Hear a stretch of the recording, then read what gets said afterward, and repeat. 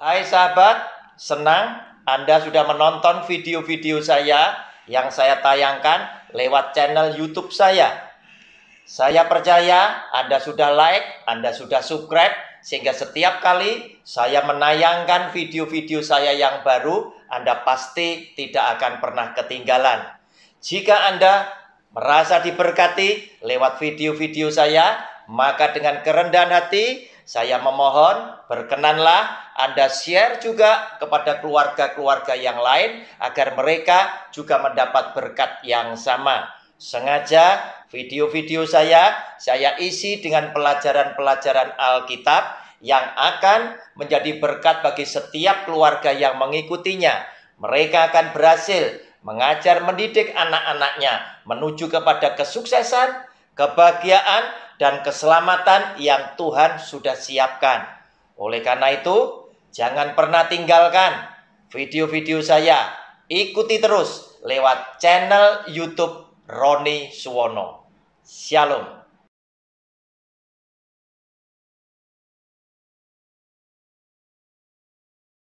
Shalom.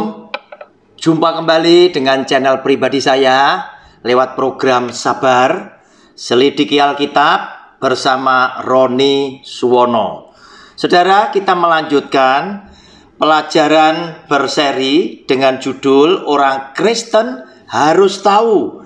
Karena jika hal-hal tertentu kita tidak tahu, kita tidak mengerti, maka akan ada begitu banyak berkat-berkat yang dicurahkan lewat khotbah yang kita dengar, maupun saat kita membaca firman Tuhan, itu akan terhilang dari kehidupan kita. Oleh karena itu, video kita yang ke-13 akan mencermati mintalah maka Tuhan akan berikan Roh Kudus.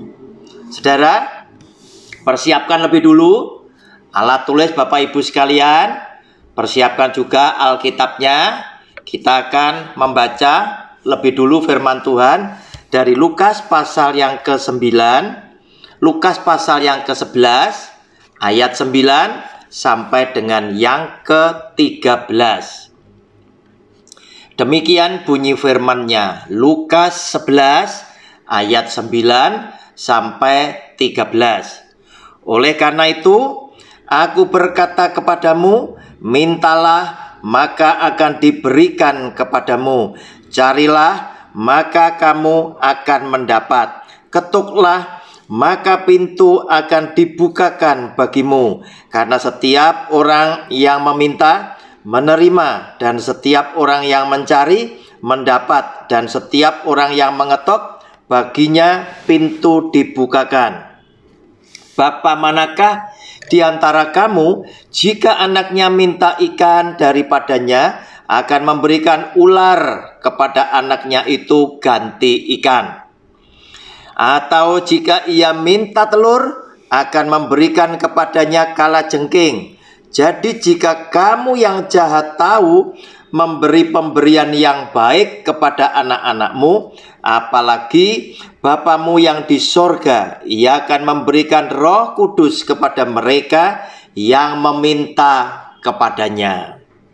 Saudara, muncul satu kesan oleh karena pengajaran yang keliru, yang kemudian oleh sebagian jemaat diyakini kebenarannya, menimbulkan perasaan di antara orang Kristen bahwa hidup dipenuhi oleh Roh Kudus itu tidak mudah. Oleh karena pengajaran itu berkata, orang yang dipenuhi oleh Roh Kudus itu selalu berbahasa roh.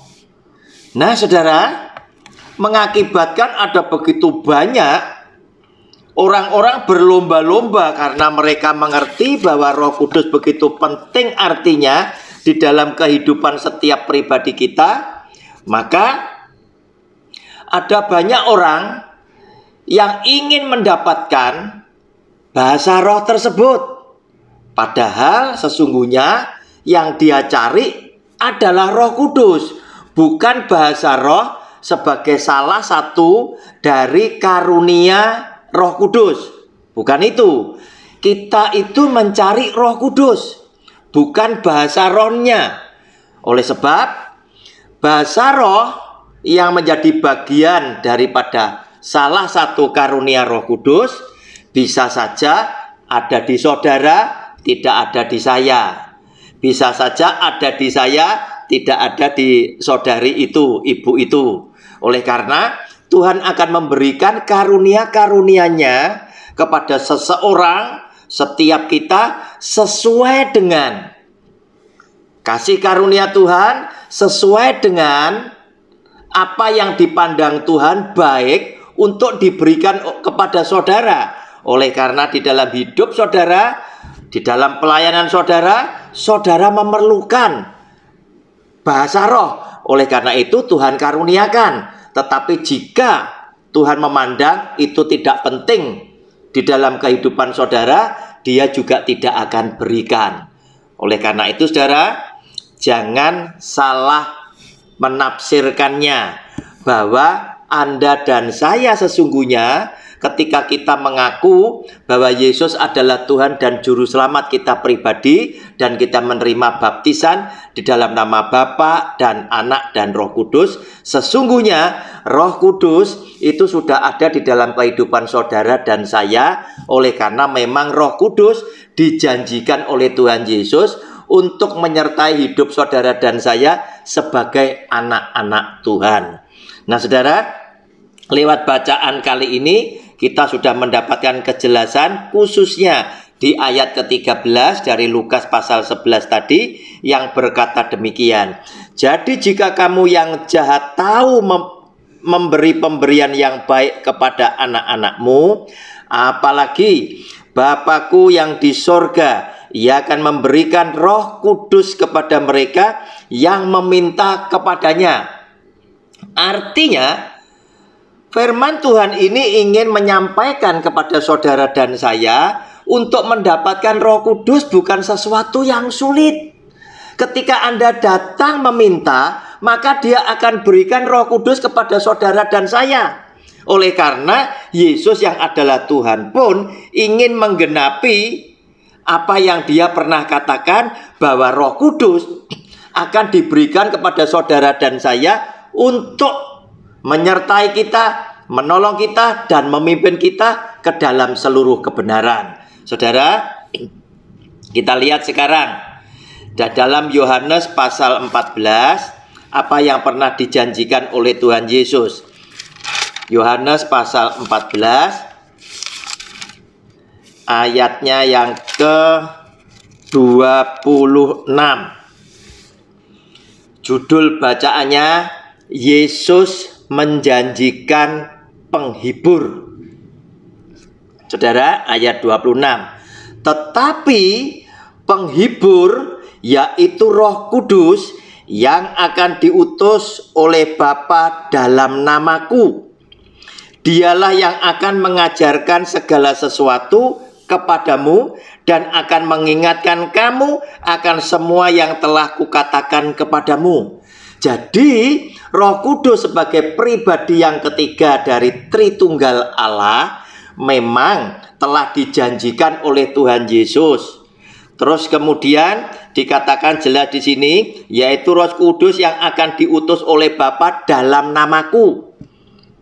Roh Kudus itu nanti akan tinggal di dalam hidup saudara dan saya, dan Roh Kudus ini tadi akan mengingatkan kamu akan semua yang telah kukatakan, dan Dia juga Roh yang akan mengajarkan kepada saudara dan saya menjalani kehidupan yang hari ini tidak semakin mudah, tetapi semakin sulit, karena dunia di mana kita hidup semakin menawarkan begitu banyak macam dan ragam dosanya.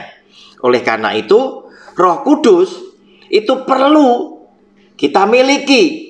Dan Yesus yang adalah Bapa yang mengasihi kita itu menyediakan Roh Kudus boleh tinggal di dalam kehidupan saudara dan saya dengan maksud dan tujuan agar supaya Roh Kudus inilah yang mengajarkan segala sesuatu yang saudara dan saya mesti perbuat, dan mengingatkan setiap firman Tuhan yang pernah disampaikan oleh Tuhan Yesus kepada kita. Sehingga ketika kita ingin melakukan perbuatan dosa, Roh Kudus juga yang mengingatkan. Jangan, karena perbuatan ini adalah perbuatan yang dosa, yang mengakibatkan hati Tuhan bisa engkau dukakan. Tapi sebaliknya, ketika kita lupa atau kita lalai melakukan perbuatan yang baik, kembali Roh Kudus mengingatkan akan setiap firman Tuhan Yesus yang pernah Dia katakan untuk mendorong kita agar kita melakukan perbuatan yang baik, agar supaya dengan demikian bisa memuliakan nama Tuhan Yesus dan menjadi berkat untuk sesama yang lain. Nah, saudara yang dikasihi oleh Tuhan, kita lihat sekarang Yohanes pasal 16 ayatnya yang ke-13. Saudara, kita nanti akan ngelihat ya, bedanya ya. Orang yang berbahasa roh dengan orang yang betul-betul sudah menerima Roh Kudus ya, walaupun mungkin dia tidak berbahasa roh. Saudara, Yohanes pasal 16 ayat 13 berkata demikian, "Tetapi apabila Ia datang," ini firman keluar dari mulut Tuhan Yesus sendiri. "Tetapi apabila Ia datang, yaitu Roh kebenaran, Ia akan memimpin kamu ke dalam seluruh kebenaran. Sebab Ia tidak akan berkata-kata dari dirinya sendiri, tetapi segala sesuatu yang didengarnya itulah yang akan dikatakannya, dan Ia akan memberitakan kepadamu hal-hal yang akan datang." Saudara, jika kita perbandingkan, jika kita kaitkan dengan Yohanes pasal 14 ayat 26 tadi, berhubungan sekali. Yohanes pasal 14 ayat 26 tadi berkata bahwa Roh Kudus yang akan mengajar kita, Roh Kudus yang akan mengingatkan kita tentang segala sesuatu firman yang pernah dikatakan oleh Tuhan Yesus kepada kita. Nah, di sini Yohanes pasal 16 ayat 13, "Tetapi apabila Ia datang, yaitu Roh kebenaran, Ia akan memimpin kamu ke dalam seluruh kebenaran." Kelop, saudara, Dia mengajarkan kepada saudara dan saya bertindak, bersikap, melakukan kebenaran. Dan di sini Dia yang memimpin kita ke dalam seluruh kebenaran. Nah, saudara, lihat. Sekarang orang yang betul-betul menerima Roh Kudus dan dipenuhi Roh Kudus, artinya ketika Anda menerima Roh Kudus, Anda memang betul-betul menyerahkan hidup saudara.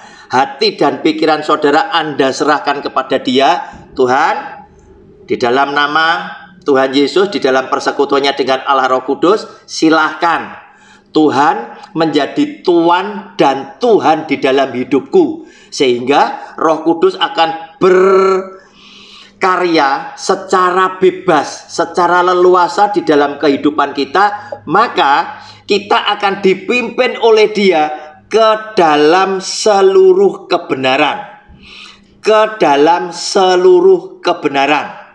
Nah, saudara, akibatnya orang yang dipenuhi oleh Roh Kudus punya kecenderungan dia tidak ingin berbuat dosa lagi. Kenapa? Karena yang mimpin, yang mengambil alih kehidupan kita adalah Roh Kudus.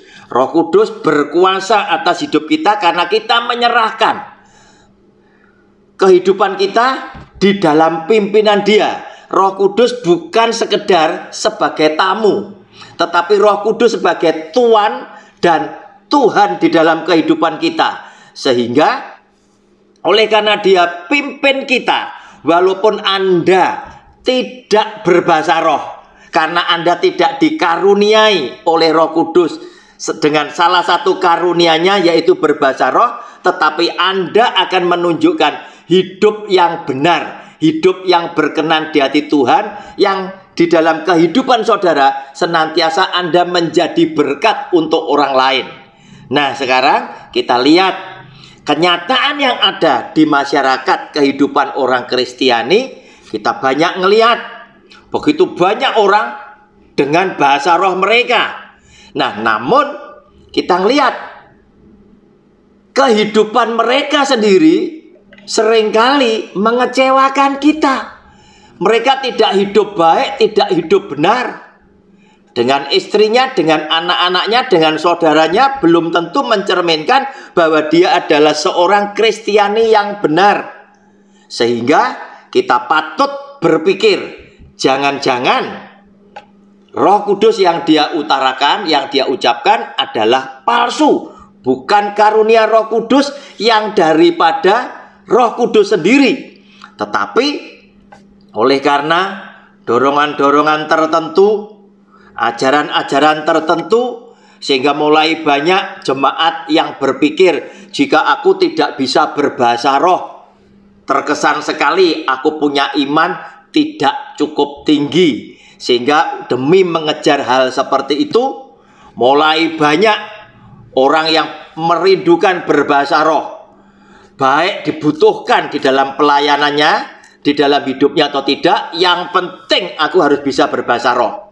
Nah, saudara, amati, kalau engkau adalah orang yang dipenuhi oleh Roh Kudus, inilah yang dikatakan oleh Tuhan Yesus.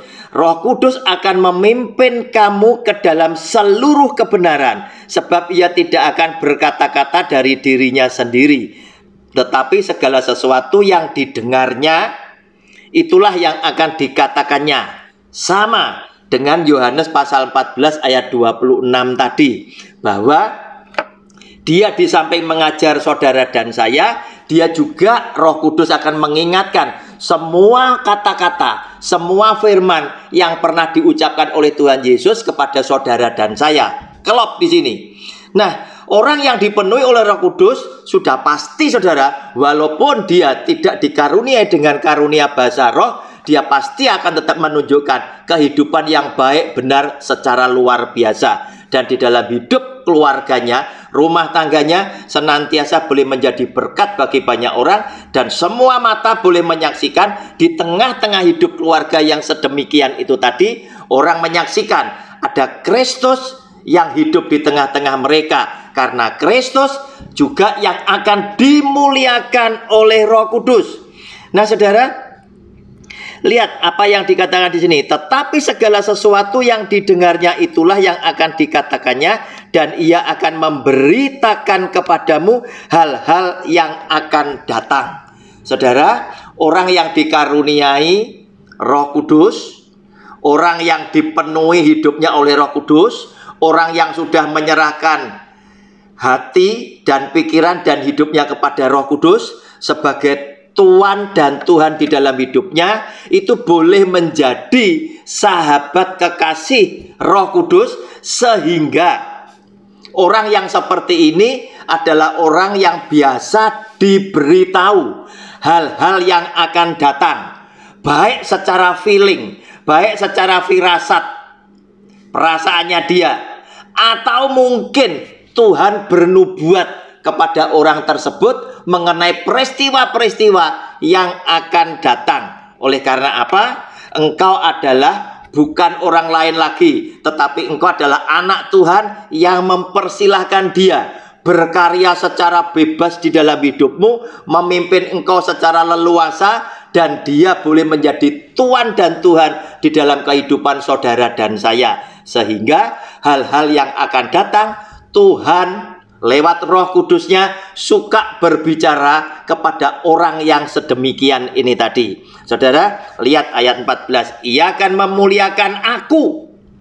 Saudara, Roh Kudus akan memuliakan Tuhan Yesus. Oleh karena itu, Roh Kudus bukan hanya mengajar, Roh Kudus bukan hanya mengingatkan firman Tuhan yang disampaikan oleh Tuhan Yesus kepada saudara dan saya, tetapi sekaligus kepada orang yang berserah kepada dia, Roh Kudus ternyata juga memimpin Anda dan saya ke dalam seluruh kebenaran. Sehingga orang yang sedemikian ini boleh menjadi orang yang sangat mengagumkan, karena bukan hanya mereka menjadi orang benar, tetapi selalu keluar kata-kata yang bijak yang membangun setiap orang yang mendengarkannya. Demikian pula dia boleh menjadi teladan bagi setiap mata yang menyaksikannya, karena hidupnya benar-benar ada di dalam pimpinan Roh Kudus itu sendiri. Nah, saudara yang dikasihi oleh Tuhan, ayat ke-15, segala sesuatu yang Bapa punya adalah aku punya. Sebab itu aku berkata, Ia akan memberitakan kepadamu apa yang diterimanya daripadaku. Saudara, ada satu kerjasama yang baik, persekutuan yang tidak terpisahkan antara Tuhan Yesus dengan Roh Kudus.